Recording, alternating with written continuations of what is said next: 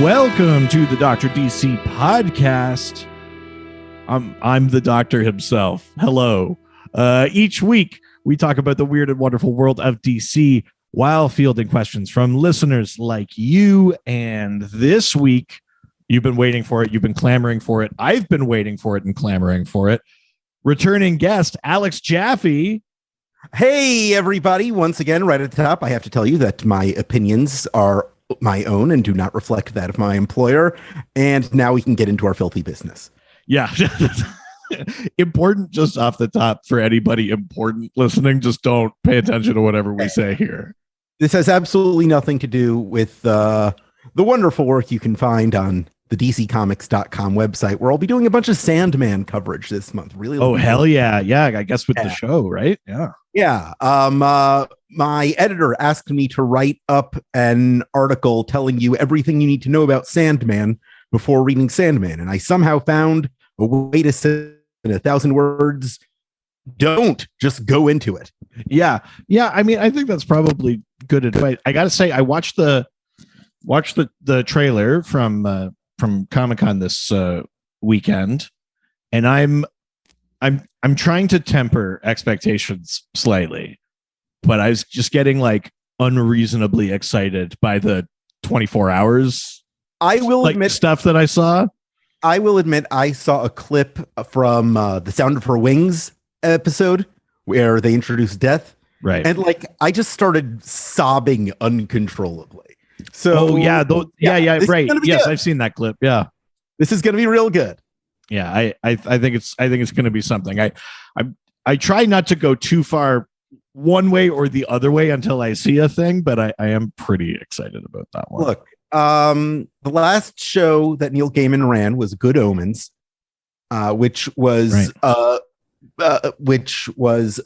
thing he worked on with Terry Pratchett and just so perfectly captured the spirit of the book. So I'm really excited to have him on board directing this Sandman adaptation, because I don't think it could have happened without him. Totally. So excited for that. Speaking of adaptations of comics works, there we go. That's the pro who's been nominated for a Canadian Podcasting Award. Oh, can you believe it's happened 2 years in a row now? They must have very few podcasts in Canada. Here's the thing. That's not true. There's like 8 podcasts in the Yukon. Oh boy. So I think we've cultivated a very aggressive diehard fan base that will That's true. Things. Listen, if the Snyder Cut movement has taught us anything, it's that people can make a lot of noise. Oh no. The disclaimer is out. I'm saying whatever I want. I want to be able to rebut that more, but I don't think I can. You're back again, maybe approaching guesting as guest territory. It's probably neck and neck between you and Kyle Clark now, but I'm for coming a for you, long Kyle. time we've been talking about doing a Justice League Unlimited episode. I think maybe even as far back as when we had you on to talk the Question. My first episode, because that's really what got me into the Question, as I've told, I think, twice on this show before. Actually, my first episode was 52, but yeah, I also talked about JLU there. That's really the show that opened my eyes and many people like me to the fact that the DC universe was bigger than Batman, was bigger than Superman, that there were all these weirdos you could learn about. And it was really the first project in earnest to get me to expand those horizons. I feel like, I mean, very similarly to what you're describing, I feel like it's some combination of JLU, the DC Showcase animated shorts, and some of the first season of Young Justice. And between those 3 things, I was like exposed to enough of the extraneous or beyond the Trinity kind of characters that I could be like, oh yeah, Count Vertigo, that's a Green Arrow bad guy. And someone would be like, oh, you know a lot. I go like, yes, I do. I mean, yeah, it set the mold for a lot of stuff like The Brave and the Bold, which is a show that Great show. Exposes you to characters like Plastic Man and Red Tornado and Blue Beetle. Totally. But yeah, this was really the first show to really do that in a way that packaged them all together. I mean, you'd get your occasional episode of Super Friends where Hawkman would show up or something, but it was never anything like this.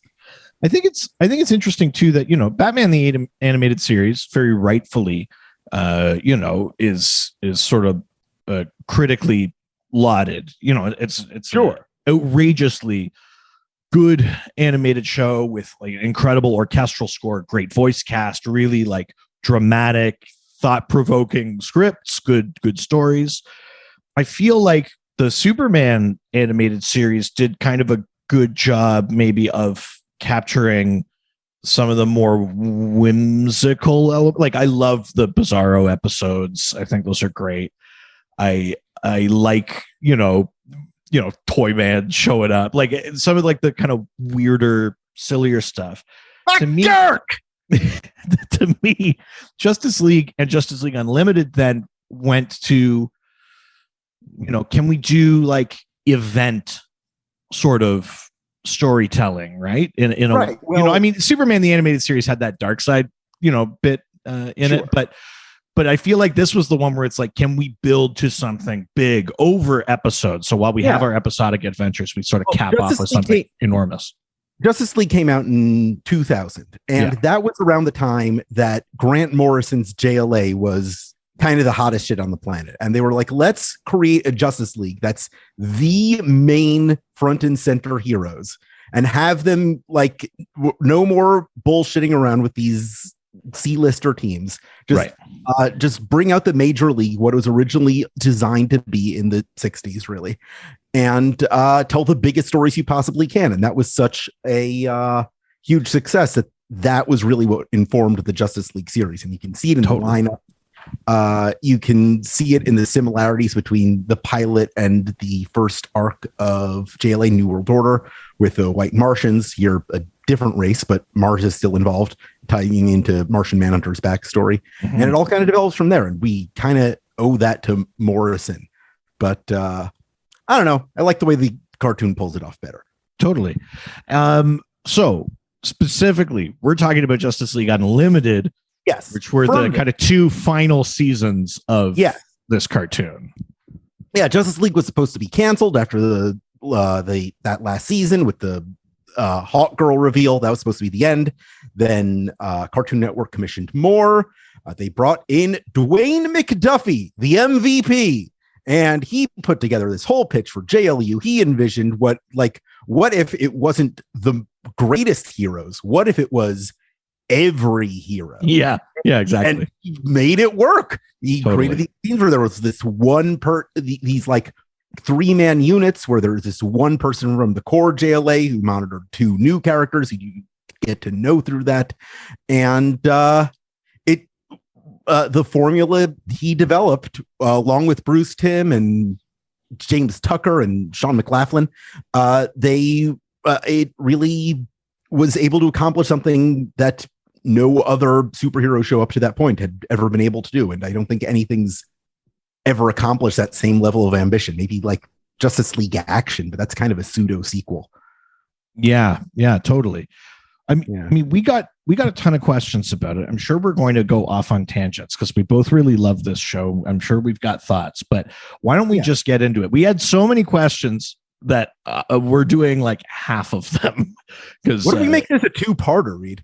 I think it will have to be a 2-parter because we're not the only ones excited about this, clearly. All right. Well, I got nowhere to be. Let's do it. All right, let's do it.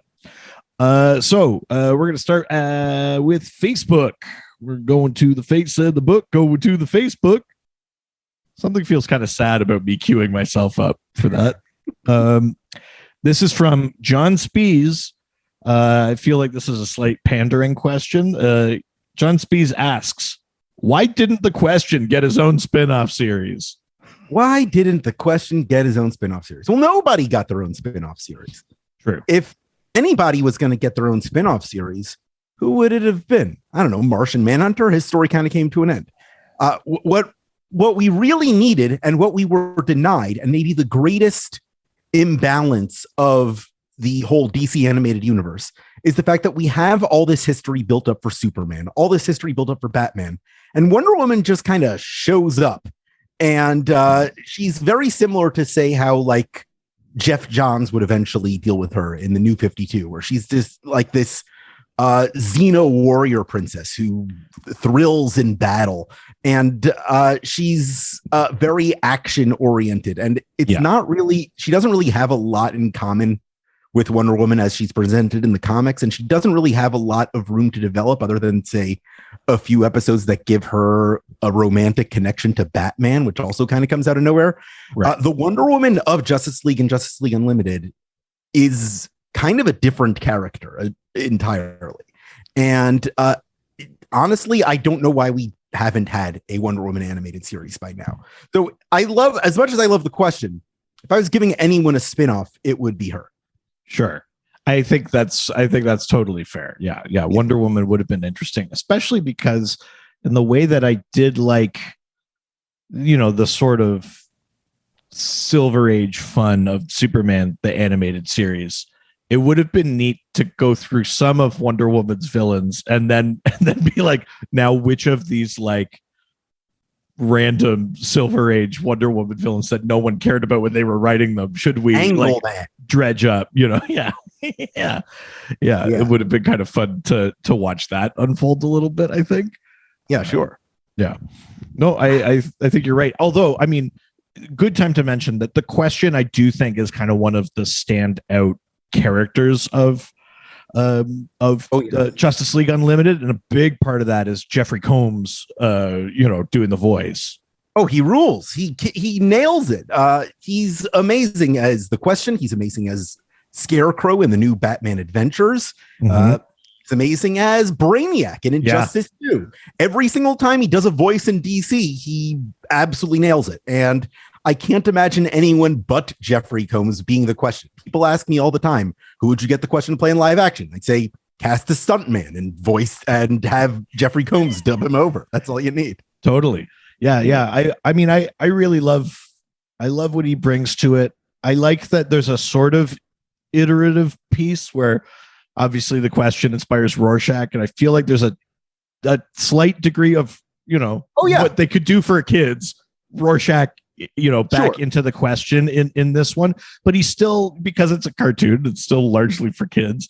He's got a little fun. I love like him failing at like dirty talk with Huntress, where she says, "What are you wearing?" He says, "Orange socks." Dwayne McDuffie is the only person to ever synthesize Denny O'Neil's Question and Alan Moore's Rorschach and come out with something actually likable. And that's kind of the version of the Question that sticks in people's heads. And I'm not mad about that because it represents kind of the two extremes of what you get with that guy. Yeah, totally. Yeah. Awesome. Well, let's move on to the next question. This one comes from Felicia Bailey Cashin, who asks, is there a character from JLU that you thought was better written than other adaptations?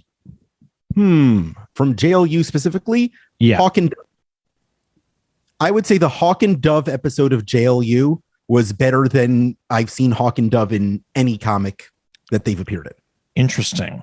Yeah. That episode's good, because obviously that's the one where there's the Annihilator armor made by Hephaestus. And so we get a bunch of fighting. Wonder Woman, to your point, very kind of like in battle. Hawk, obviously hothead, and it's Dove's pacifism that ends up saving the day.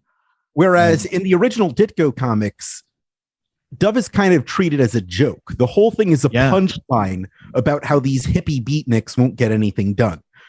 So that episode kind of turns that dynamic on his head by presenting that sometimes a nonviolent solution is the only way to break the cycle. Yeah, it's funny that you bring that up. I hadn't read the original Hawk and Dove stuff until a few months ago. I had found the Hawk and Dove Silver Age kind of compilation trade where it's just sort of select, issues and early bits of those characters. And like the first 4 issues, and you're like, oh, wow. Dove's just like a coward in this. He just runs away. Hawk gets beat up. He's like... that's it. Do I think there's a character that is better written than other ones? I mean, I like Captain Atom in really, because I think Captain Atom is one of the few characters who are really weak in this series. If you compare him to, say, like the Greg Weisman run of the 80s, where he's a much more nuanced being who like has this drama with his kids and being displaced in time and being forced to comply with these orders he doesn't agree with, whereas Justice League Unlimited kind of simplifies him to this button-down company government man, which is the thing that Captain Atom feared the most that he would become. Yeah.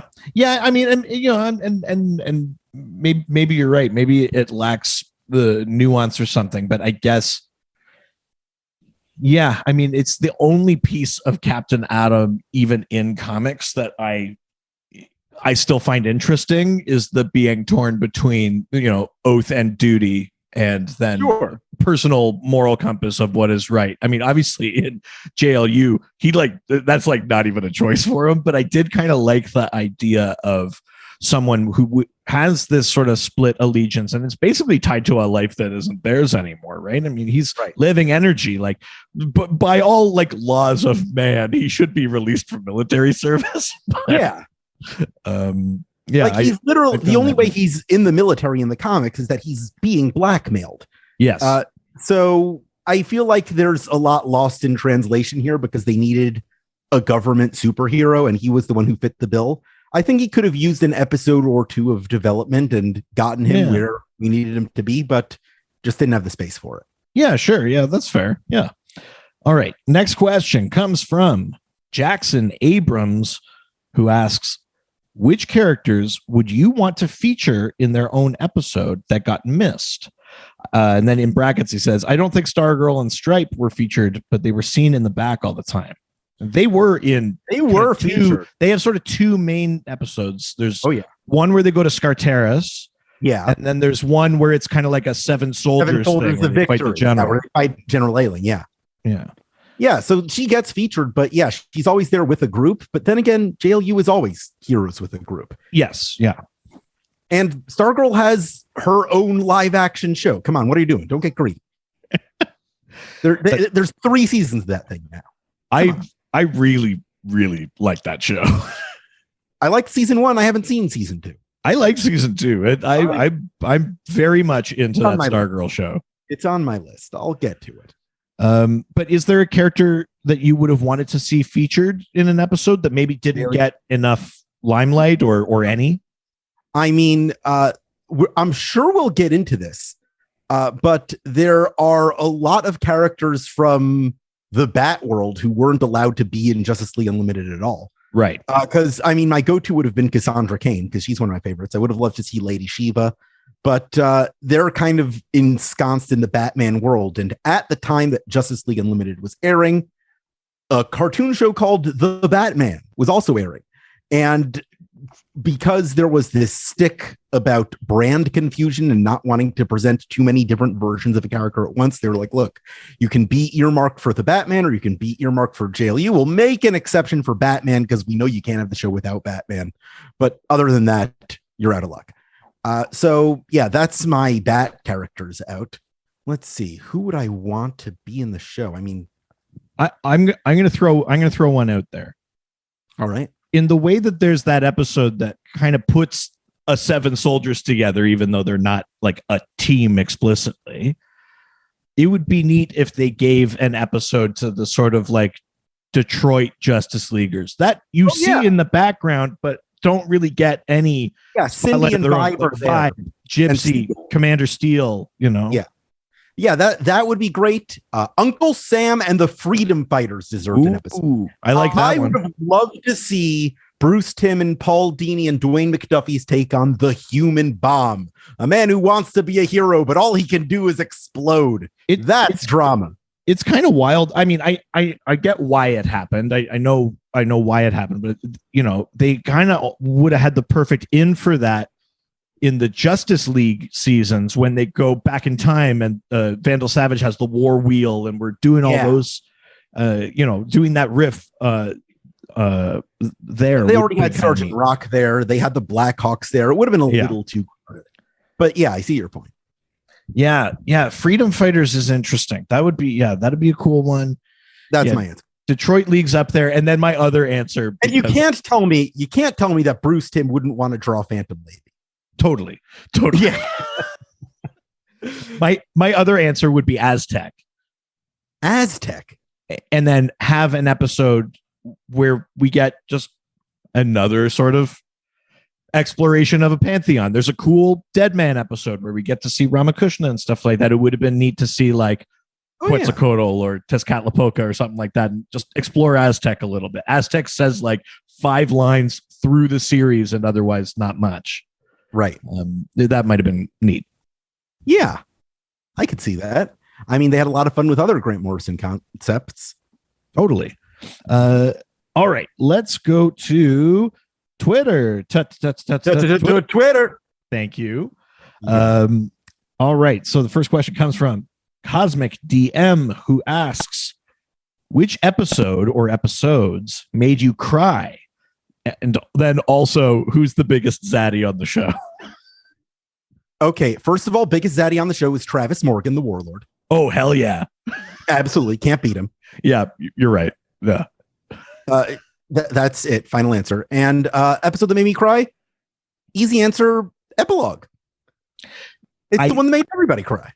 Yeah, Epilogue, the sort of backdoor finale to Batman Beyond.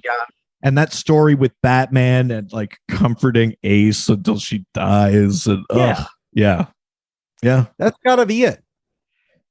That's up there. The one I might throw up there too is where, can't remember who did it, but where Grundy's body is brought back, but like not his soul, and then Shira has to like put him down. Is like that's pretty intense. It is intense. Yeah.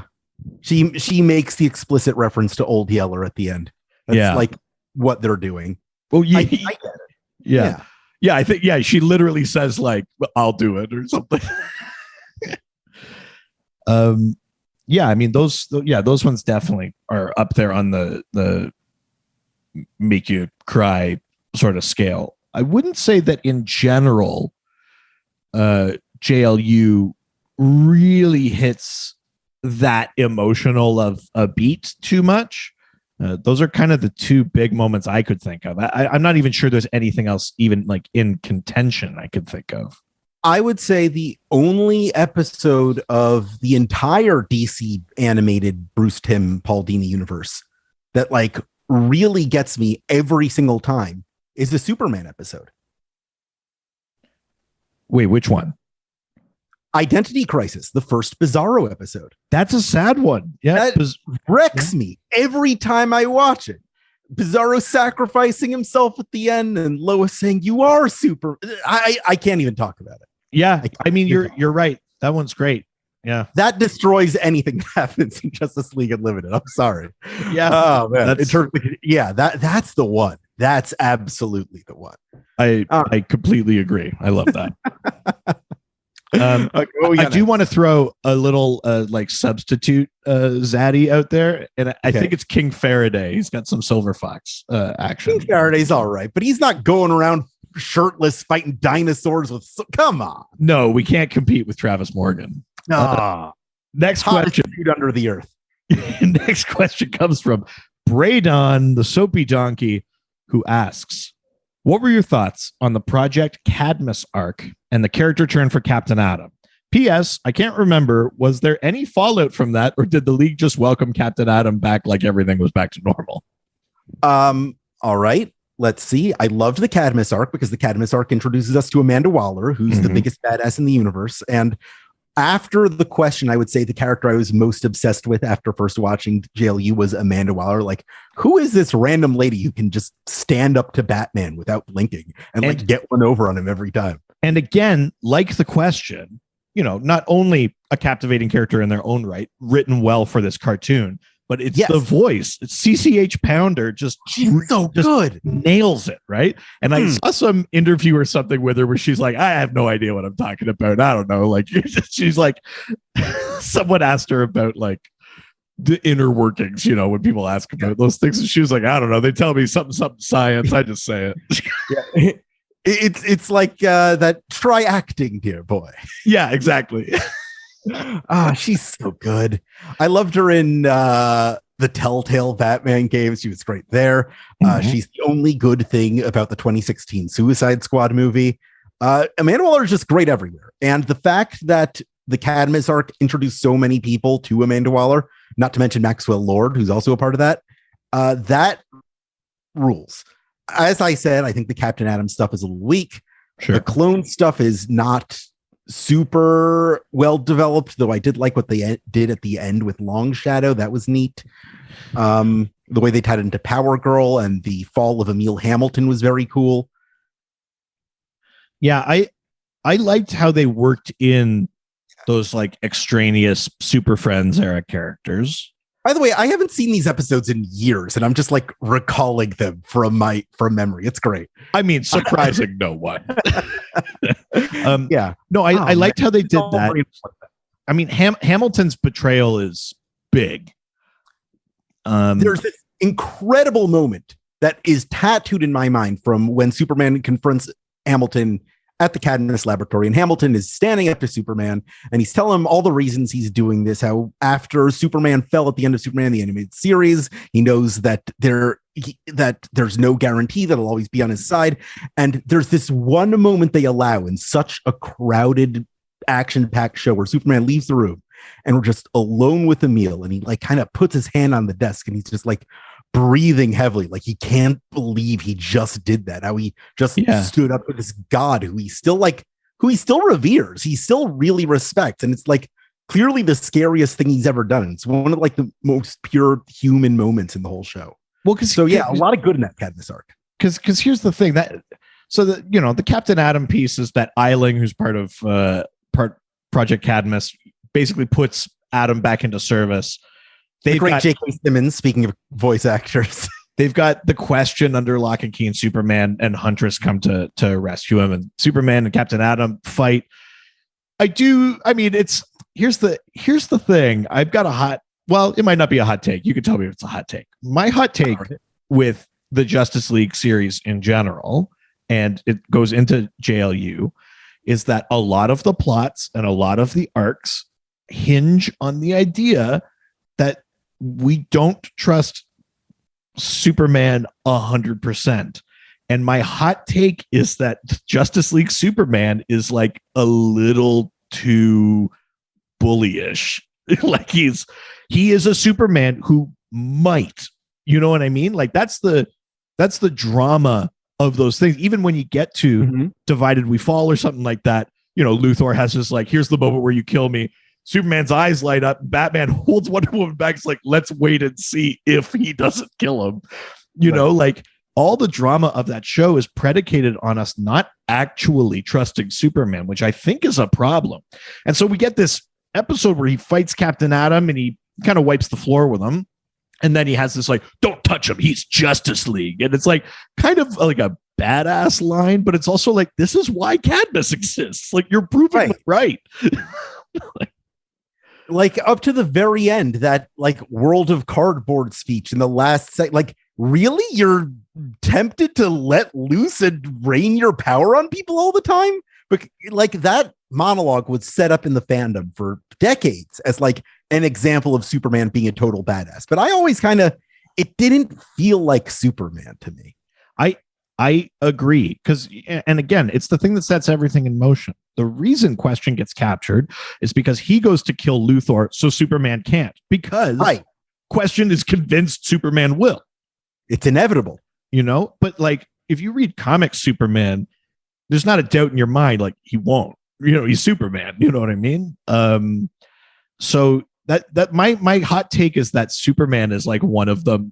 You know, you brought it up with Wonder Woman, but I think Superman is one of the most like mischaracterized characters on that show. The thing is, all of this is fallout from the finale of Superman the Animated Series. Yes. That capture by Darkseid, that brainwashing, everything that happens with Superman after that point follows from that incident. It's him trying to win back his reputation, everybody being afraid of what he could do, the Justice Lords incident kind of showing it could still go back that way again.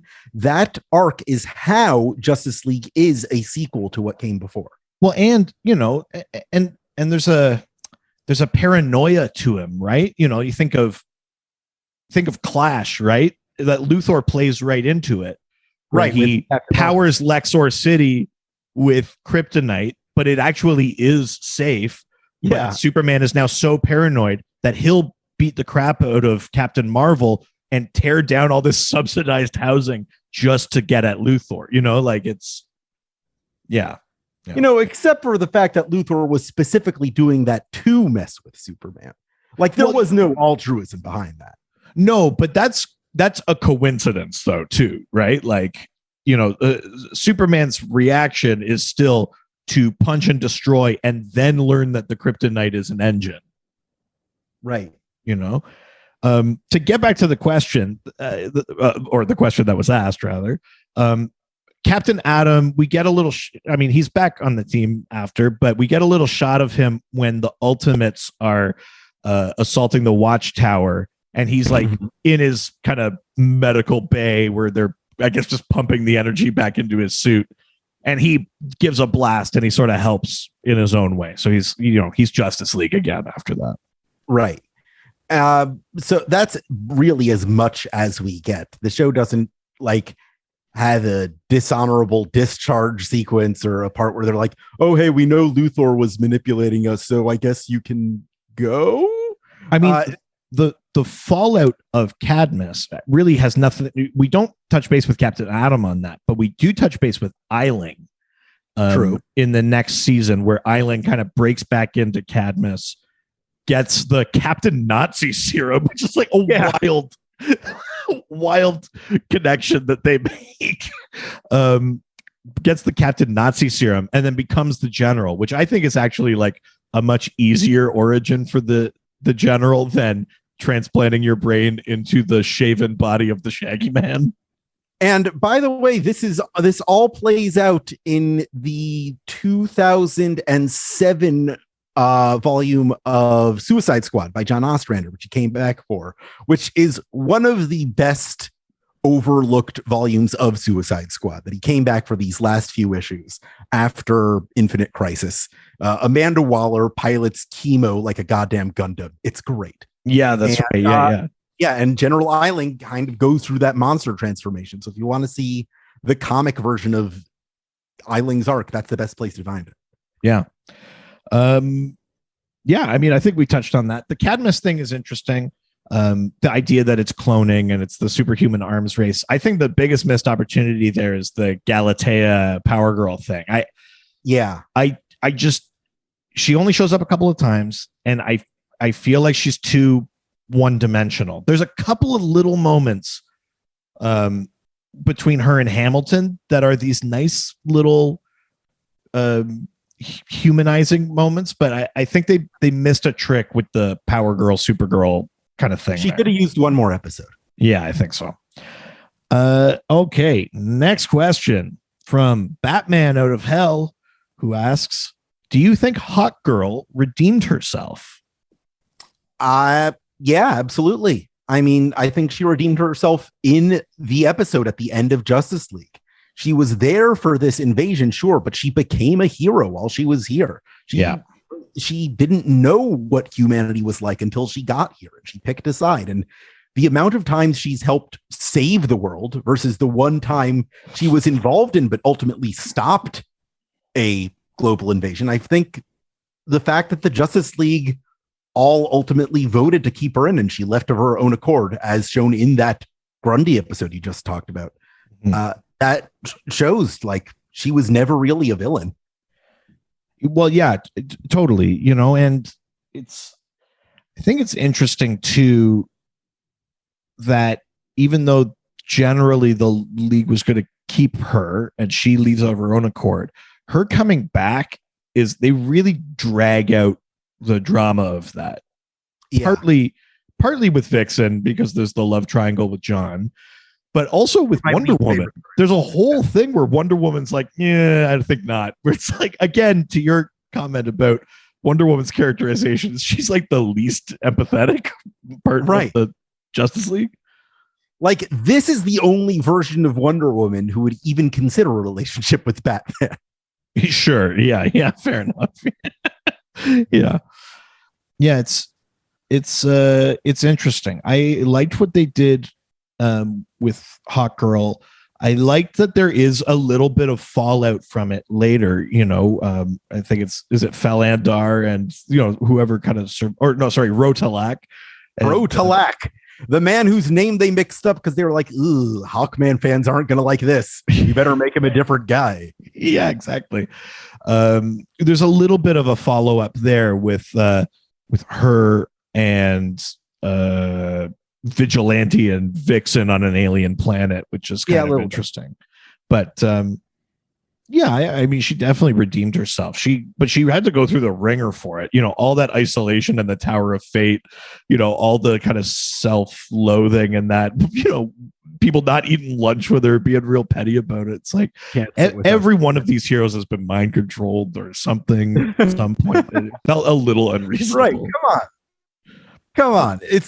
You don't remember being mind controlled by Eclipso in that episode a couple back in Justice League Wonder Woman? Come on. Exactly. All right. Next question from Greg Fine, still on the Hawkgirl train here. Just in your opinion, is there anything sadder in the show than the Hawkgirl and Grundy stuff? So we talked a little bit about how she has to ultimately put Grundy down, but let's talk a little bit about her relationship with Grundy in the show. Old bird knows. Sure, go for it. Yeah, it's when she's in the Tower of Fate, kind of, her self-imposed sort of exile and healing and whatever. Basically, she's like, she becomes like, she has this kind of friend relationship almost with Grundy. That might even be from before. I might be slightly confusing things, but Grundy has sometimes this characterization of the kind of like confused toddler. And there's she has a sort of ownership of him and wants to take care of him. And so when his body is resurrected in this sort of like really like desecrating kind of arcane way, they try to get through to him and they can't. Even Superman is like, he's not like there. Normally you could say something to him, but she has to put him down. It's really sad. And I think it's part of the arc of her and her being okay with coming back to the League is, for a while she still sees herself as like the destroyer, the villain, the betrayer. And the saddest part of that episode, beyond the fact that she has to like execute Grundy, who she cares about, is that it almost feels like all the work she was doing is getting undone because she once again has to turn on a friend, do something horrible. Yeah, it ties back into her own guilt over seemingly betraying the Justice League. This one connection she's made, having to sever it. I get that.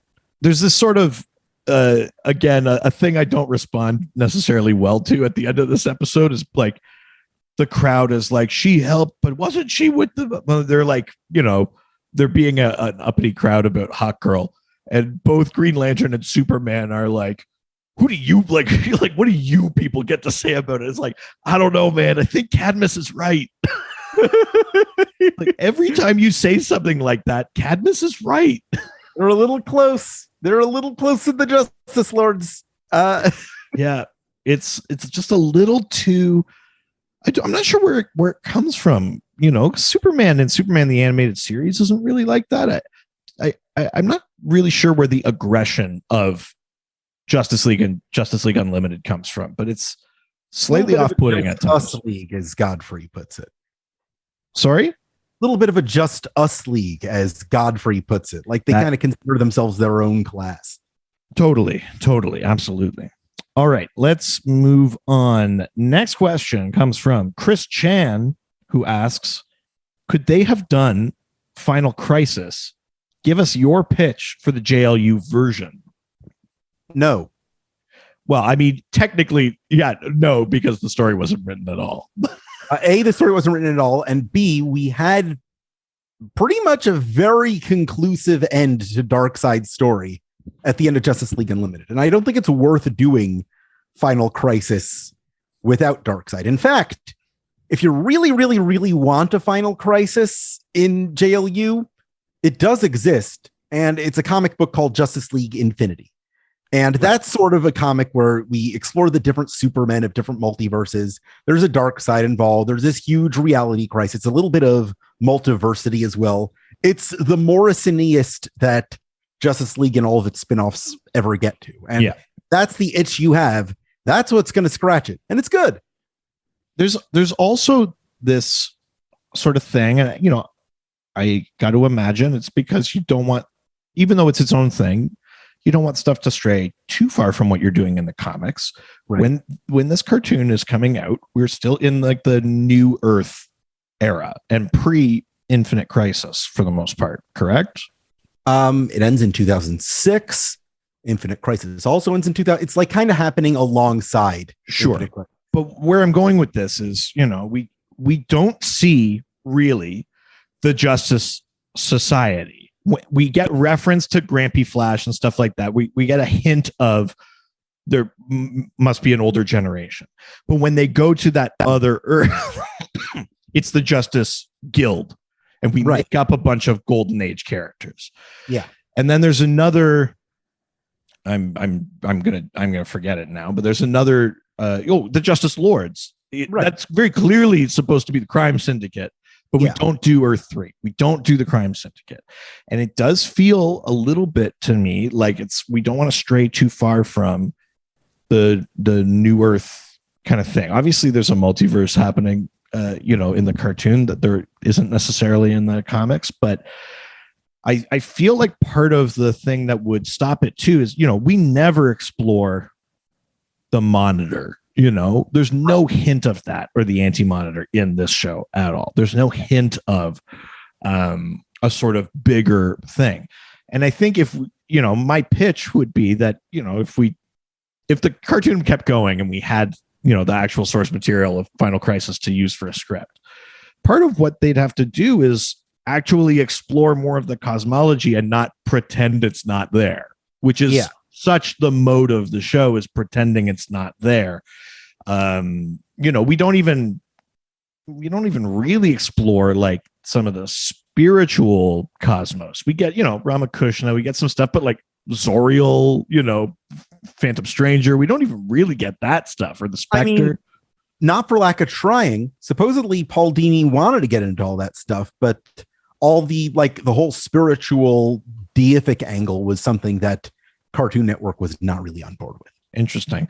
Well, yeah. So I mean, to me, I think you could pull off, or maybe like Destroyer would look different, right? Like Darkseid coming back would look different, but you would have already had to set up the other piece, because to me, Final Crisis, even though you could theoretically just take the Darkseid story, the most interesting part of Final Crisis is like the Monitor stuff, the like, right, we have been infected with story, and like, Mandrake and Superman Beyond, all that stuff is like, that's the most interesting part of it.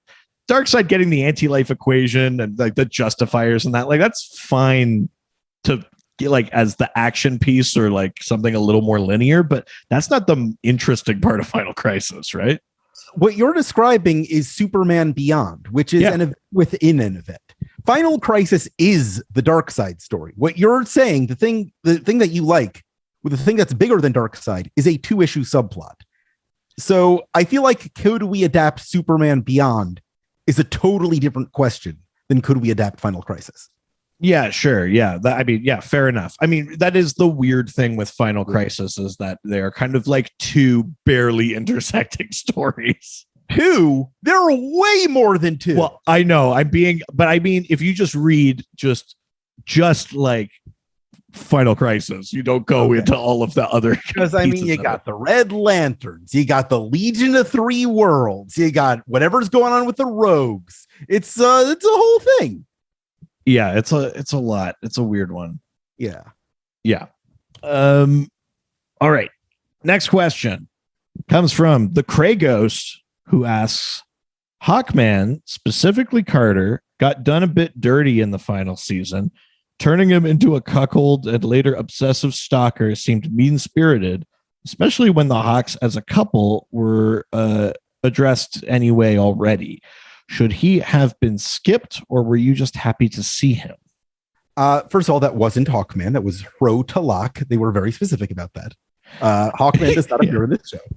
So take that. I mean, he does later, doesn't he? I guess. Does he? It's James Remar, Richard's favorite actor.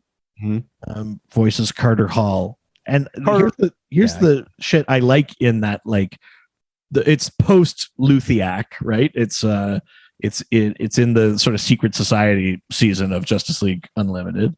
Mm-hmm. And the thing that I like about it is they bring back all of the weird shit of Hawkman, like the Absorbiscon and I do like that, yeah. And the reincarnating and the, Shadow Thief is in there and Half Set, and like they bring back all the weird crap, and that's the thing I appreciate and I like.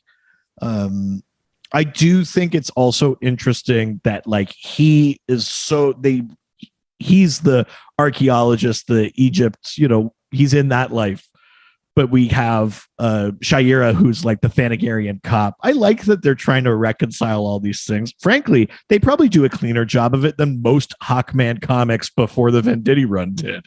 Sure. Yeah, I kind of liked it, actually. It didn't bother me. It's a very different take. I mean, any Hawkman purist will tell you that Hawkman and Hawkwoman are made for each other, and to split them up is blasphemy. And it's, say, akin to splitting up, say, Superman and Lois, which is unthinkable. Right. But I don't know. It felt very personal to me. It felt like something that Dwayne McDuffie specifically was drawing on from his own experience. And I think there was something in that relationship that he was trying to express from his own life. I don't know enough about Dwayne and his history to say specifically, but I did get that vibe from it, that it was specifically a story he was trying to tell that wasn't something that existed in the comics before. And it's something you see develop through the series, and also kind of out of necessity because there aren't that many female characters in the show. And if you want to tell a romance, then you're going to have to end up with some weird pairings, which is kind of how Batman and Wonder Woman started. Yeah. And here's the thing too. I mean, this is, I'm slightly leaving the cartoon for this take, but like, they reincarnate now, we've established across time and space. Mm-hmm. They are meant for each other, but that's also like, that's on the scale of the cosmos to me, which does not preclude them having meaningful, interesting, good romantic relationships outside of that. That's true. That's my perspective. I really like Hawkgirl and Martian Manhunter in the Snyder and Jimenez Justice League. I'm into that. I don't hate it. Like and I don't know that I'm 100% like Shaira and John shipper, other than the fact that like we've spent a lot of time with them. If Carter just swoops in and she goes, "Yep, destiny," that feels unsatisfying. That's true. The more satisfying thing is the development we've seen, right? It's untrue to the show that we've seen develop so far. That would feel wrong. That's a good point. Yeah. I think the weirdest thing of the whole thing is roping John in as part of the reincarnation. Yeah, that's story. Strange, because I think there is a powerful story akin to what Kendra's arc was in the 1999 JSA series, for instance. Yeah. Where she's like, yeah, I know it's my destiny, but that's not what I'm feeling. I'm my own person. I get to make my own choices. Exactly. I feel like making John part of that backstory was kind of a strange decision. Yeah. That's a weird one. And then the weird like Shadow Thief Hath Set blend thing is odd too to me. But I mean, I get it from a certain perspective. Yeah, you don't need that many Hawkman villains in a show that Hawkman is barely in. Well, do you know what? Can we talk about this for a second? Because I feel like a real missed opportunity is how many times we see Monocle and how little he does. That's true. I would have loved to see more Monocle. Because that's part of what I like about that secret society is that, like, there's some big guns in there, but there's a lot of fucking plebe villains in that team. And I kind of love that shit. And I wish that we saw kind of more of them doing stuff. Mm-hmm. That would have been nice. Yeah. Yeah. It's so weird that like Tala is a major part of that. Like they pulled this random Phantom Stranger villain. Like, what is Tala from? I did not know for years what Tala was from. And I mean, Wild A, because they're not doing Phantom Stranger anywhere in the show. Right. And Wild B, because like they already have Circe and stuff. Like you have magicians. Exactly. Yeah. It's very, yeah, you're right. It's odd. All right. Time to leave Twitter and head on over to Instagram. Now we're going to Instagram, take some questions and answer them. I love that. There you go. There you go. You're hearing it. The better version of the podcast. All right. Our first question comes from Dan Hummer 97, who asks, if you could pick any 3 heroes on the show for their own spinoff, who would they be? Well, gotta go Question. Of course. Obviously. And alongside him, Vigilante and Shining Knight. Hell yeah. Those two are scene stealers every single time they are given a scrap of screen to show up in, and they are not used barely enough. Would have loved to see a lot more of them. I mean, the emotional linchpin of that Seven Soldiers episode is Shining Knight refusing to like lay down when fighting the general. Yeah. It's wild. Yeah. Those two are great. It's the best things they had been in to that point, like many of the characters in Justice League Unlimited. And I would have loved to see more of them. And I'm throwing the Question in there because I just want to see more of the Question however I can. Yeah. Well, and you know, if we count Vigilante and Shining Knight as a pair, you also had thrown Wonder Woman out there too. That's true. You know what? Yes, that's my show. Wonder Woman, Shining Knight, and Vigilante. Sorry. Yeah. There you go. Mine would be any 3 heroes on the show for their own spinoff. Mine would be Hawk and Dove for one. Okay. I think that would be a fun one. I'd like to see. I mean, they're not that obscure, but like Arrow and Canary, like them getting their own corner of animation would be a lot of fun for me. I think. I know that Weissman and Vietti were talking about doing an Arrow family spin-off of Young Justice for a very long time, but that never materialized. Oh, that would have been cool to see. I would have liked to see that. I mean, Young Justice is very Arrow family heavy. Sure. So like, yeah, I could appreciate that. Always on point. Okay, so yeah, what have I said? Hawk and Dove for one. You know, Arrow, Canary. Those are both 2-person teams. You're not following the prompt yet. Yeah, I suppose that's true, but it's my show. That's fair. Proceed. Fine. For the last one, I'll pick a single character, and I'll go back to Aztec. I think I want. Okay. I want Aztec. I want to see the Q Foundation. I want to explore this weird like techno sorcery kind of corner of things. We could get Mageddon in there. We can get all sorts of. You know what? Speedy shows up for a hot second in that Seven Soldiers episode, so you got your Arrow family show. That's true. There you go. Yeah, right. Perfect. There we go. We did it. Yay! All right. Next question comes from Robbie's Just This Guy, who asks, Superman complaining about Captain Marvel being so much of a Boy Scout and Batman's reaction is a moment that I really enjoy. What was one of your favorite moments from the show?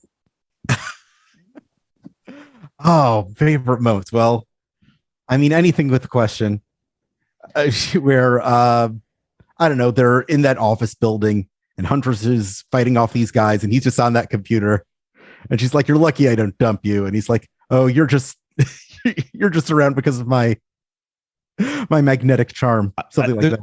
There's a good question line at one point where Supergirl says like, were you going through my trash? And he's like, don't be silly. I go through everyone's trash. Yeah. Every line he does is gold. It's the best. Yeah. Show rules. Show's great. I love Grudge Match. A character I really fell in love with in this series was Roulette. That's a character I get excited about anytime she shows up anywhere, thanks to Justice League Unlimited. That was one thing where I found Roulette in the comics later, and I was like, oh, you're not as fun as the cartoon. Right. I was like, I actually don't like you as much as I did on the cartoon. I will say, when I was watching the CW Supergirl series, there's an episode where they're getting to this like alien underground fight ring, and they show you like these like teasing shots of a woman coming out of a limo, and like, is it her? Is it her? Is it? And they pan up to that dress and that dragon tattoo, and I lose my goddamn mind. It's maybe the most excited I ever was watching Supergirl, seeing Roulette show up for like the like Miss Martian versus Draga fight. Yeah, that's fair. Yeah, that's pretty cool. Favorite moment on the show. That is tricky. I do kind of like Batman pulling up and getting a coffee. Oh, that's not Unlimited though. I think that's from the other Justice. That's from the previous seasons where they're fighting Dr. Destiny and they have to. That's. Are you hungry? Are you thirsty? Eat at John's. Dine. Yeah, you're right. John's. Sorry, that's not Justice League Unlimited though. So, oh man. But speaking of Batman, the time travel one where Batman has to be good cop to old man Bruce's bad cop. That's really good. Yeah, you're right. Yeah, that's the once and future thing. Mm-hmm. That's a really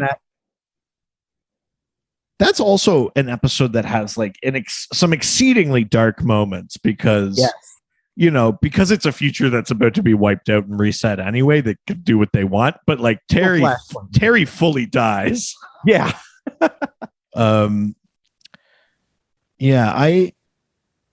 Those things are up there. I do kind of like this is another Question moment, actually.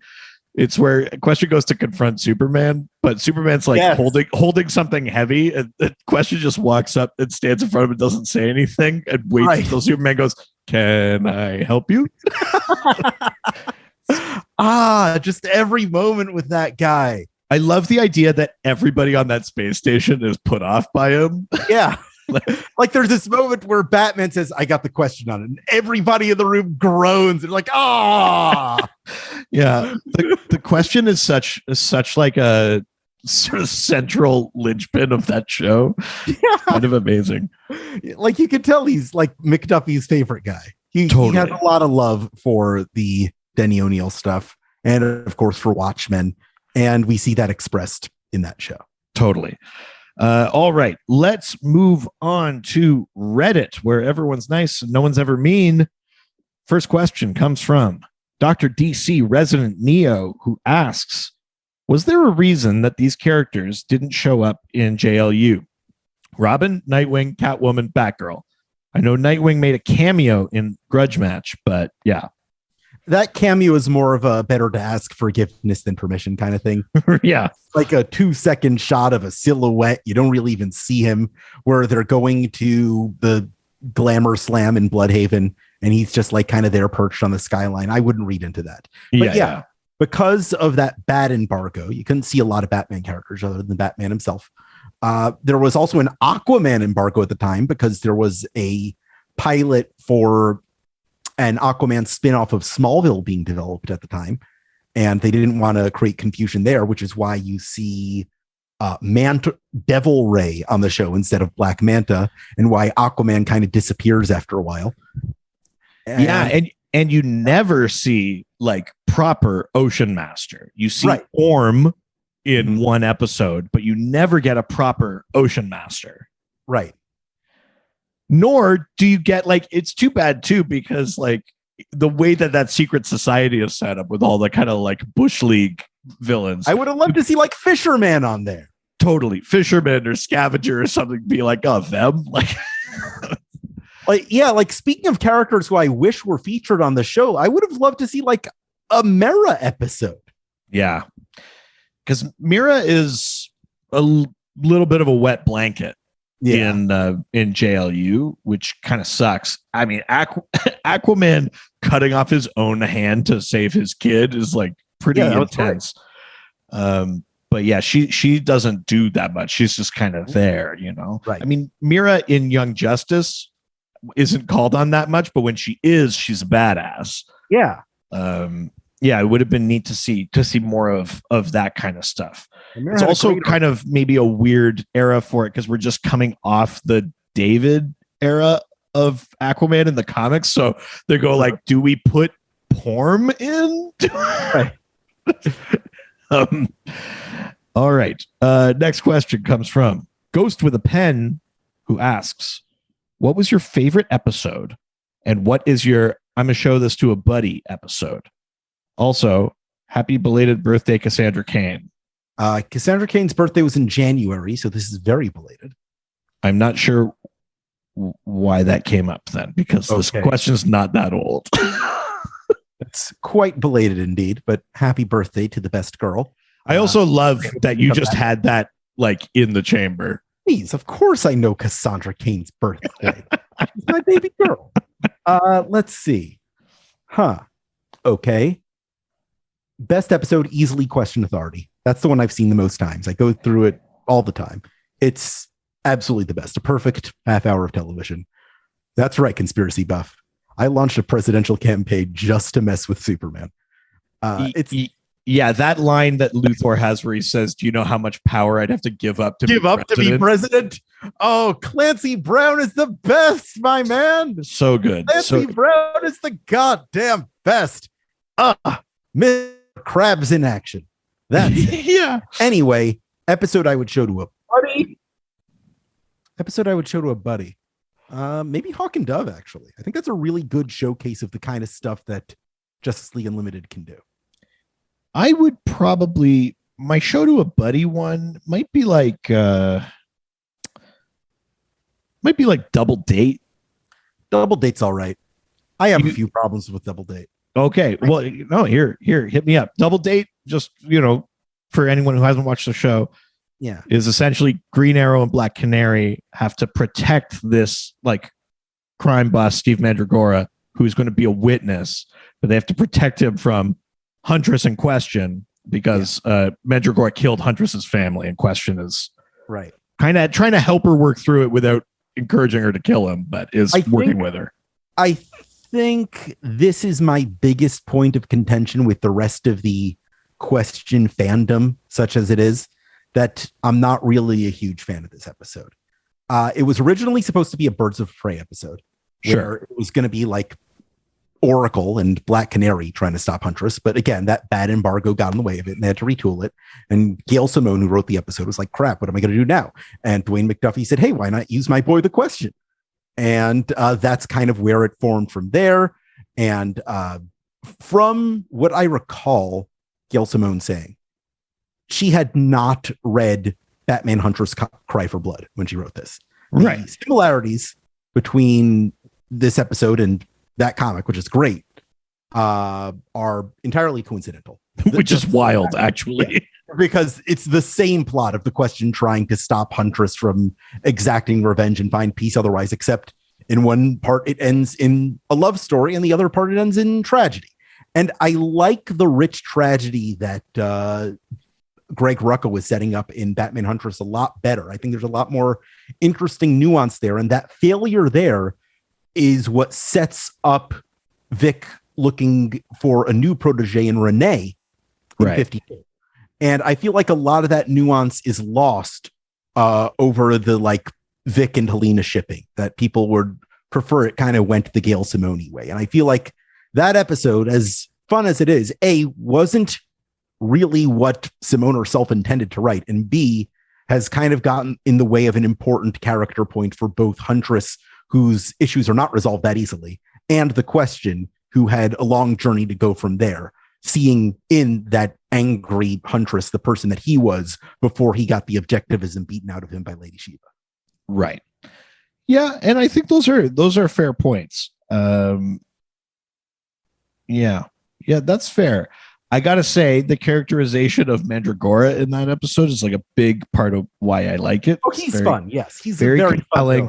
I do like, like Black Canary, like, driving the motorcycle, Green Arrow, going like, "Are we there yet?" Like, yeah, it's very funny. Sure. I think I like the dynamics of that, but no, those are fair criticisms of that, I think. As as a Huntress fan, I feel like it has kind of had an effect where it dilutes their characters. But sure, as an isolated episode, it's a lot of fun. As far as my favorite episode of JLU, it's got to be For the Man Who Has Everything. Yeah, you know what, J.M. DeMatteis, because I think it might be a cleaner version in some ways than the comic. You know, the thing in the comic is that even that Krypton is like kind of plagued with problems. You know, which is kind of like the sinister underpinnings of that. Like that's there on purpose to show that there really is no dream world. But yeah, I feel like DeMatteis really tailored that story to the format. Like it feels like blasphemy to say any Alan Moore adaptation was better than the original. But yeah, that gets damn close. Yeah, and you know, in a weird way, those things that I think are sometimes problematic about Superman's characterization in the DCAU kind of work in that episode. You know, when you get that like burn moment, or that, you know, like here's what you took from me, kind of like the kind of rage thing. Like it works in that episode. That's the perfect George Newbern Superman episode. Very, very much. Yeah, that one's way up there for me. Yeah, that's great. I mean, while we're talking about Alan Moore adaptations, I just want to say the best Alan Moore adaptation ever done is the Mogo Doesn't Socialize segment in Green Lantern Emerald Knights. I feel like that's the only adaptation of any Alan Moore story to be better than the original. It's great. It's got Rowdy Piper. It's got Hal Jordan as the narrator. It's set up like this parable fairy tale. It's unimpeachable. You know what? I'm not going to argue that. I like that. Great. It's absolutely wonderful. It's the best version of that story. That's really funny. Okay. Next question. This one's an interesting one. This is from Dr. Professor who asks, if you could choose a team to produce one season of JLU, who would you like to see on the creative team, and what would happen, just broadly? And then they say, I would love to see the cleverness of Matt Groening.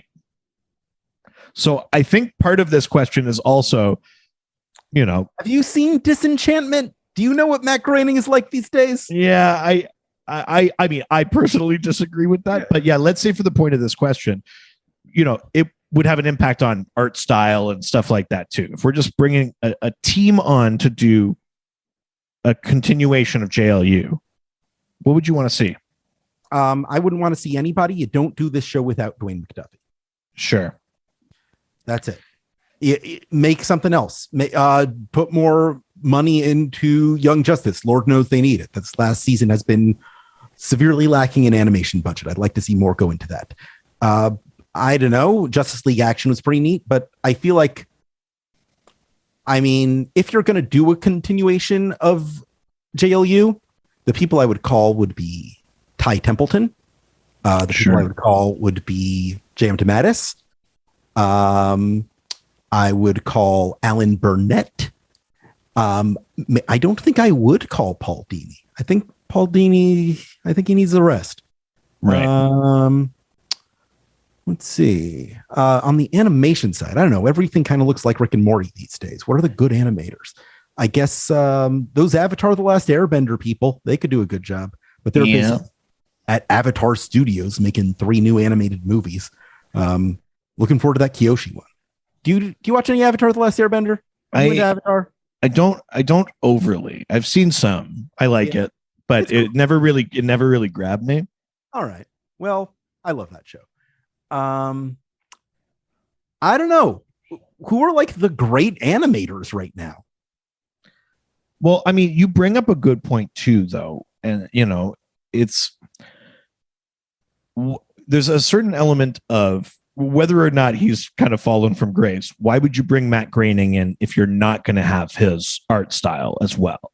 Right. And so then by contrast, why would we bring whatever we're bringing back, if it's something new, is then inherently not JLU? Right. It would be something like else. It may canonically, like we might pick up story threads or something, but it's really not that. It's something else now, right?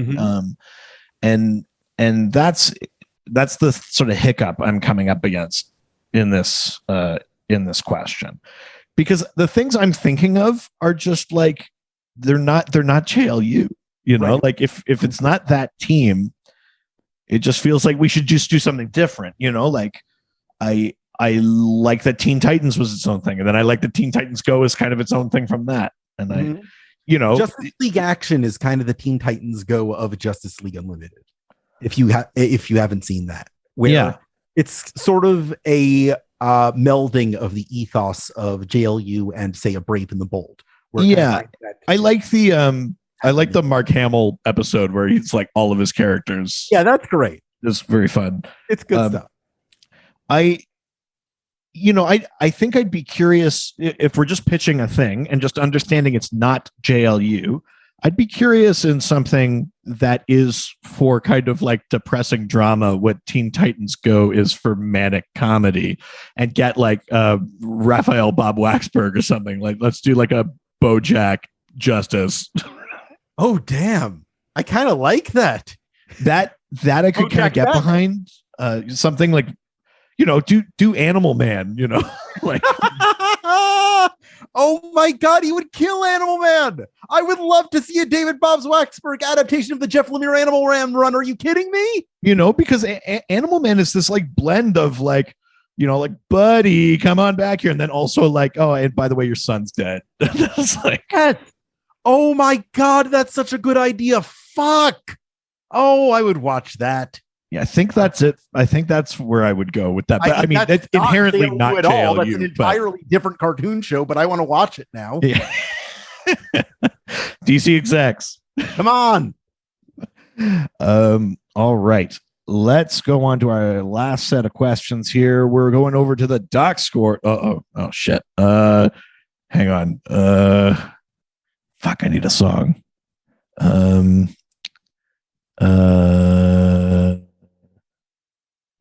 Goodbye, Doc Scored Road, where the docs of society scores. I'm really upset about that one. I don't know. Can I try one? Go, please. Doc Score. Tell me the news. I got a bad case of loving you. Oh, Jesus. See, this is the better version of the show. We were laughing about it, but Richard's missed 2 episodes now. Guess who hasn't been nice, buddy? Show? Me. All right. Doc scored. Bruno asks, why do you think DC hasn't been able to replicate the success of Justice League Unlimited as a comic? Meaning, as a vast, sprawling cast of characters that come in and out, as opposed to a team made up of a few core characters. I mean, it did. The Scott Snyder Justice League run was very successful. It was a big seller. People kept reading it, and it stopped because he wanted to move on. But was that one wasn't overly like different characters coming and going? Yeah, there was a big cast, but it did focus on that central core. The one that, you know, I mean, Jeff Lemire's Justice League United.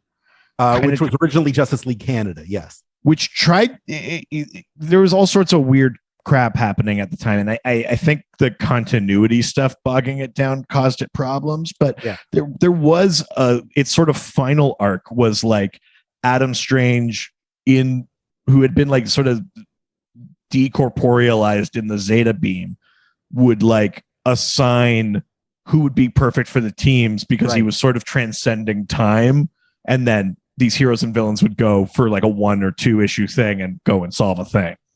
You know what? That's it. I'll tell you why it hasn't happened, because it's a totally different format. JLU's success was that it was episodic. Each 30-minute chunk provided you with a new team, whereas the nature of comics, like it or not, for the last 20, 30 years has been serialized. You don't get those little team adventures anymore. You have to spend like 4 or 5 or 6 issues with the same group of guys. And if you're going to do that, you need to focus on a core group. It couldn't really pull that off anymore. Yeah, you're right. And I mean, if your favorite characters aren't the main seven, this isn't the way you want to think about them. But I think part of what makes JLU work too is that you're seeing like some superheroes as kind of like the grunt workers a little bit, but each of them uncover a piece of a bigger thing, right? And then the big seven have to come in and be like, shit, Brainiac, like exactly. And I think there might be a formula in there that satisfies both the episodic thing and the like trade arc, but it means by nature kind of I know we understand that it's there, but it means being really explicit about this like hierarchy of the Justice League. Well, there's this sort of cliche now with event comics that the tie-ins are often better than the event itself. Yeah. And that's exactly what we're seeing. Those like little arcs happening on the ground as opposed to this big epic thing with these lesser heroes dealing with the fallout of these events that Superman and Batman are dealing with are what add up to that greater whole. Yeah. That might be the equivalent. Yeah, no, it's true. I mean, maybe the best example of that, I mean, even though I actually think the main series is pretty solid, but Infinite Crisis, sure. Like those series that led up to it, like one of my favorite reads of all time, probably one of my most reread comics is Day of Vengeance. Day of Vengeance is great. Villains United is great. Yeah. There's so much great stuff that comes out around the fringes of Infinite Crisis. Yeah. Yeah, no, I mean, it's true. I mean, also to go back to a couple of episodes ago, we had Heather Antos on, and from her perspective as an editor, and that there's also just the slightly reductive kind of thing of like team books are fucking hard, and it's probably they are. Team books are hard enough when you have 7 of the biggest characters in DC, let alone now we've got to like find something interesting for Vibe to do for like and then we got to come over here and find something interesting for Fire and Ice to do, and then we got like it's one of those things where it almost feels like a no-win scenario, because if you do manage to pull it off, the people that like those characters are going to be pissed that they're only in as kind of grunt workers for an issue and then they're gone. And I just want to say, while we're on the subject of Vibe, one of the funniest things DC ever did was when they tried to give Vibe his own series, and their big idea for, I know how to get people to buy the Vibe series. We'll call it Justice League of America's Vibe. It's such a cumbersome title. Yeah. Here's the thing. I don't hate that book. No, it's not bad. But that is a horrible title. It's pretty awful. I mean, they rebooted it a few years later, except they called it Sideways. It's the same book. Holy shit. Yes, it is. Yeah. Dan Didio didn't forget Justice League of America's Vibe. That's actually very funny. Oh, yeah. Man. I kind of want to go and I just want to back up here a second. And, we were talking about creative teams or whatever, but is there like a set of characters you would have wanted to see in Justice League Unlimited? You brought up Didio, and then I immediately thought of the Metal Men, and I was like, oh shit, there's no Metal Men episode of Justice League Unlimited. I don't care for the Metal Men. The Metal Men don't do much for me. I mean, that's fair if I'm being objective about it. I'm just too close to it. Mercury's like, hey, did you know I'm the only metal that's liquid at a room temperature? Like, yes, we know. We've heard. It's me, Lead.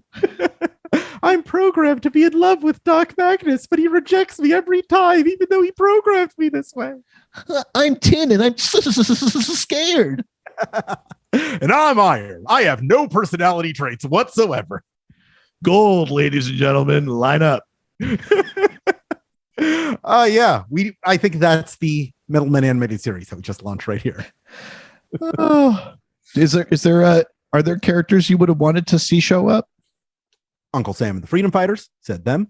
Oh, right. Sorry. Yeah. Would have loved to see that. Would have loved to see Doll Man hang out with the Atom. Get a little bit of an inferiority complex there. I would have loved to see Black Condor.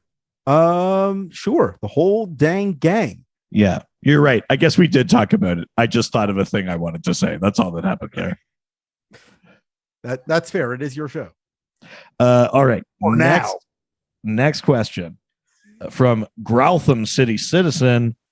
What were your feelings about season 2, episode 13, epilogue, as a backdoor finale for Batman Beyond? Though it had what I thought was one of the most emotional stories, do you feel they did Terry justice in the end? So we talked about how it's got a sort of cry-worthy moment of humanity from Batman, but what do you think of the episode in general? Here's my thing about epilogue.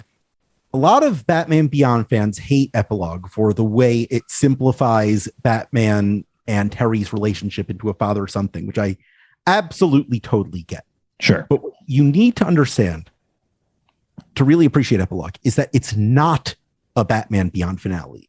It is a DC animated universe finale. Epilogue was the idea that they were never going to make another piece of work in this shared universe they had been developing together since 1992 ever again, which is why you get the Phantasm in there, which is why you get all this stuff with Batman in there. They were tying it all back together. The Royal Flush Gang, which was one of the last things they did as Justice League before it moved over to Justice League Unlimited. It was the connection between Terry and Batman was not meant to be a bow on Terry's arc so much as it was meant to be a bow on Batman's arc. Batman had always been, like it or not, the main character of the DC animated universe. And this was how they tied that in, how they had just finished the Cadmus arc, and they wanted that to be important to tie those clone themes to the very end. For where Justice League was as a story at that moment, it was the appropriate thing to do. But I don't consider it like canon to what Batman Beyond story is. It's kind of its own thing. I mean, you're right in that, you know, if you shift your focus and it's not really about Terry, but you go one step beyond that, and it's the episode is about Waller.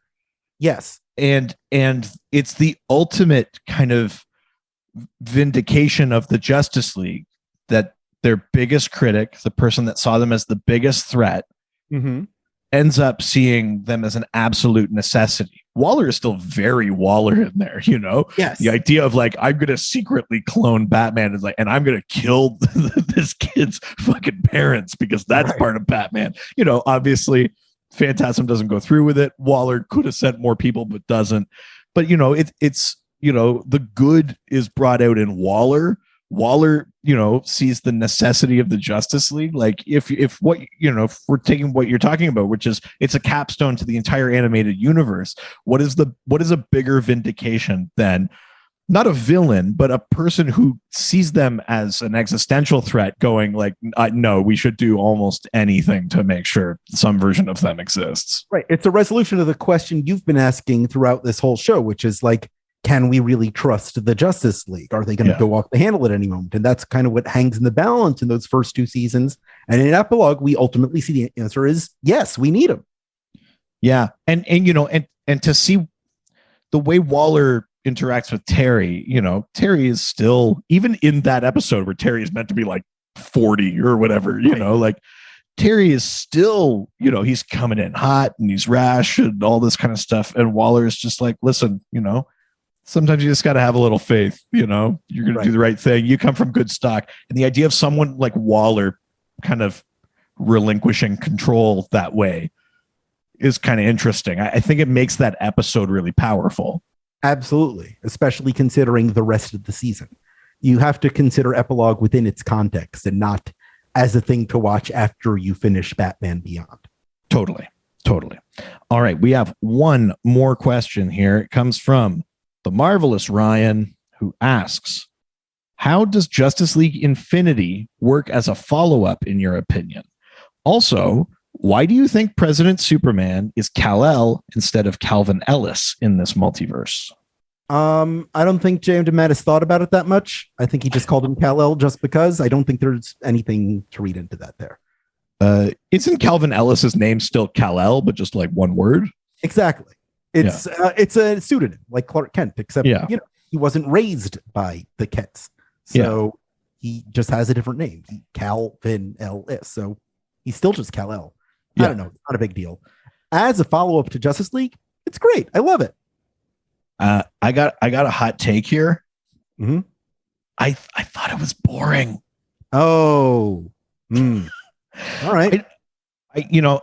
Maybe I owe it, a proper read it, read the start to finish, but certainly as a monthly comic, I was really, really, really pumped when the first issue came out. And then I just found I was like, I'd be like partway through reading it, and then I'd realize I'd like turn the page twice without taking anything in. Like I was having a real like zone out, space out experience of reading that book. I don't really know what it is. Like I don't think there was anything I could point to where I was like, that sucks, or I disagree with that. It just wasn't hitting for me. I don't know what it is. That was not my experience at all. It reminded me a lot of the Once and Future Thing or the Savage Time episodes where we see the Justice League put in these unfamiliar situations that they have to adapt to, except extrapolated to a multiverse level.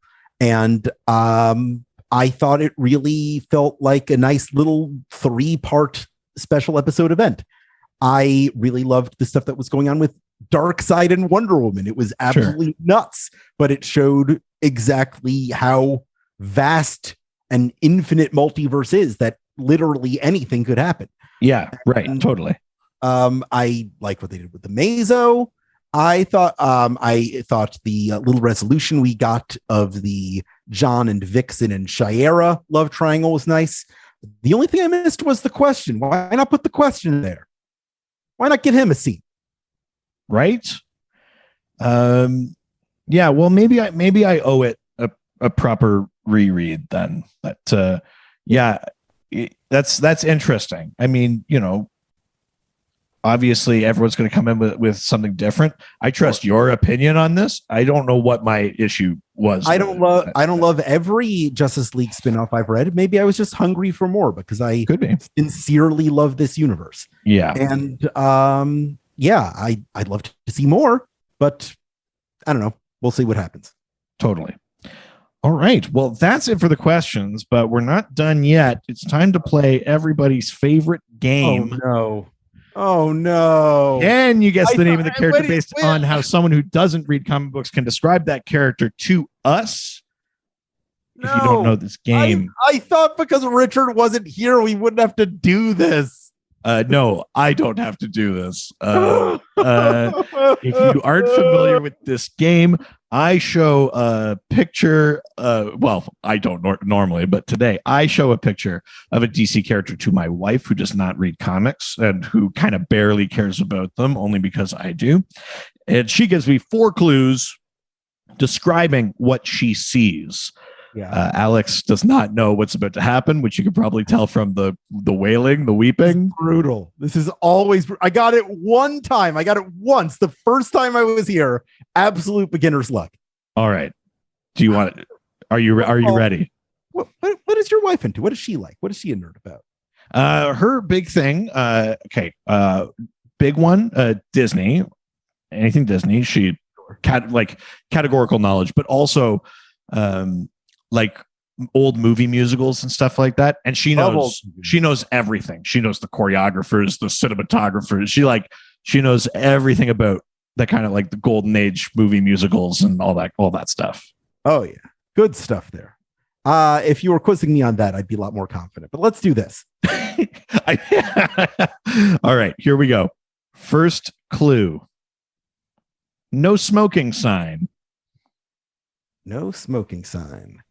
Okay, so somebody with a big old nope on their. Is it Chaos Kitten? It's not. All right. Well, that was okay. Okay. Do you want another guess, or do you want a clue? Give me clue number 2. Okay. Clue number 2. Sunshine, Judge Dredd. Sunshine, Judge Dredd. Okay. No smoking sign. Now, a no smoking sign was a circle with a line through it. Sunshine, Judge Dredd. I wonder if she's interpreting a Lantern Corps symbol as a no smoking sign. No. Judge Dredd character. Is it Atrocitus? No. Is it Larfleeze? No. Sunshine Judge Dredd.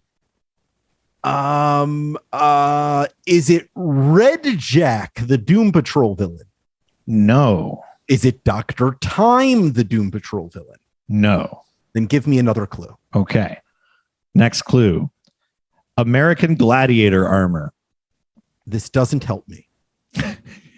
Is it Alpha Centurion? No. God damn it. I'm supposed to be an expert. I should know what this is based on this. You're doing just fine. I am not doing just fine. All right. We got a no smoking sign. We got a Sunshine Judge Dredd. Is it the Batman who laughs? No. Is it any of those Dark Knights? No. Is it a cosmic character? No. Oh boy. Z. Do we get one more, or is that it? There's one more clue if you want it. Give me that last clue. Last clue is big metal snowshoes. Big metal snowshoes. I don't look at characters' feet. I'm not a creep like that. That's not the kind of creep I am. Honestly, I'd be disappointed in myself if I was able to get it off that. Not spending late nights on DC feet. No, I'm not on DC feet Wikia. Oh boy. Got a t-shirt in my closet that says #1 Stompa fan. Oh, hell yeah. Boy. Kill me, bro. What is it? Do you want me to give you the clues one more time, or do you just want me to tell you? I know what they are. It's no smoking sign. It's Sunshine Judge Dredd. It's gladiator armor, and it's snow racket tennis shoes. Yeah, big metal snowshoes. Big metal snowshoes. Oh God, no! I got nothing. I'm gonna show you the image. All right. Oh, that guy is that Deadbolt? Is that who that is? So close. It's Deadline. Deadline. Deadline. Yeah, well, he does have that big no on his head. That's on me. You know what? Your wife, she nailed every single point. Absolutely none of that was incorrect. That one is entirely my loss. My congratulations to Mrs. Dr. DC. That is my #1 pet peeve with this game, is that all the clues can be 100% accurate, but also not helpful. Yeah, no, that was not helpful at all. But like, if you told me Deadline's real name, I wouldn't have been able to get it. I don't know shit about Deadline. I don't think I could tell you Deadline's real name. I know he fought Steel at one point. He showed up in Priest's Steel run. That's about it. I think he was also in Steel's Deathstroke. By the way, I'm really enjoying a Priest's Deathstroke, rather. I'm really enjoying Priest Black Adam right now. I know it's not for everybody, but Priest isn't for everybody. I'm liking it so far. Yeah, I like that one too. Nuance to it. You got to let go of your preconceptions and trust that there's a bigger narrative being told here, because there always is. Totally. All right. Well, there you go. That was Deadline. Alex, thank you for joining. Tell the people where they can find you, what you're working on. Do your plugs. All right, I'm doing my plugs right now. I write for DCComics.com. I have a regular column there called Ask the Question, where every month I answer your questions about all the weird little intricacies of DC. Recently, I did a feature breaking down all the stats of every time Superman and the Flash ever raced each other. That was nice. So that's the kind of stuff I deal with. Just ask me whatever minutia comes to mind at the community.dcuniverseinfinite.com is the address of the official DC community. You'll find the Ask the Question thread there, where you could ask me your stuff. I also do trivia every Tuesday. Trivia Tuesday is what we call it, because it's trivia on Tuesday. You can find that in the DC community as well. Yes, very clever. Very, very clever.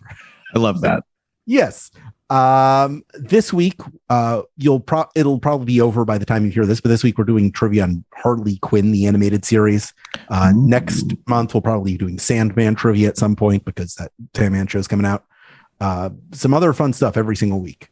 And let's see, I have my own podcast that I host called Insert Credit, where I ask some of the smartest people in video games some of the strangest questions I can think of. And they have 6 minutes to address each question. And if they fail to meet it in time, I sound a horrible buzzer and they're forced to move on no matter what. That's a lot of fun. I've been doing that since 2012 and we're still going strong. That's awesome. What else am I doing? I'm writing for Popverse. I recently did some coverage for them for Florida SuperCon where I got COVID. I'm better now. But oh no, yeah, don't go to conventions in Florida unless you're super safe, despite the fact that no one else there is masked and you don't know how many of them are vaccinated. But yeah, just be careful out there. That's that. If you're going to take one plug out of this, it's be careful out there. Yeah, exactly. You know where to find us. Dr. DC Podcast on Facebook and Instagram, Dr. DC on Twitter and TikTok, r/Dr_DC on Reddit, drdcpodcast.com or .ca. You can send an email, drdcpodcast@gmail.com. You can give us a call, 208-917-3238. That's the doc phone. You can send us physical mail, 301 Hogue Street, Hoge Street, in Whitehorse, Yukon, Canada, Y1A1V8. You can send that to either Richard Eden or Reed Vanier.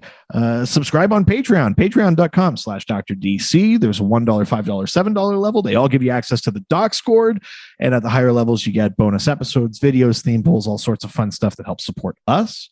You can check out our other podcast, Ghost Facers, a Supernatural rewatch. We're going through every single episode of the CW Supernatural. We're 2/3 of the way through season 5 right now. Both of these podcasts, Dr. DC and Ghost Facers, have been nominated once again for Canadian Podcast Awards. If you are a Canadian podcaster, you are eligible to vote until August 11th. Go to canpodawards.ca for that. We're up for Dr. DC, we're up for Outstanding Comedy Series, and for Ghost Facers, we're up for Outstanding Television and Film Series. I think that's it for the plugs. If you want to send questions for next week, I just told you all the spots you can send them, but what could you send? Well, next week, we're going to be talking about alien gods. So we're not talking about the Greeks. We're not talking about the Norse. We're talking about the gods of alien worlds. Exal, Rao, Branmir, etc., etc. So send those questions in. Alex, thank you so much. Say goodbye. Goodbye, everybody. See you again soon. Heroes, they always fight for what is right. Live with danger and adventure. They are men of light. This was a Brain Freeze podcast. Sooner than you think. Oh my God.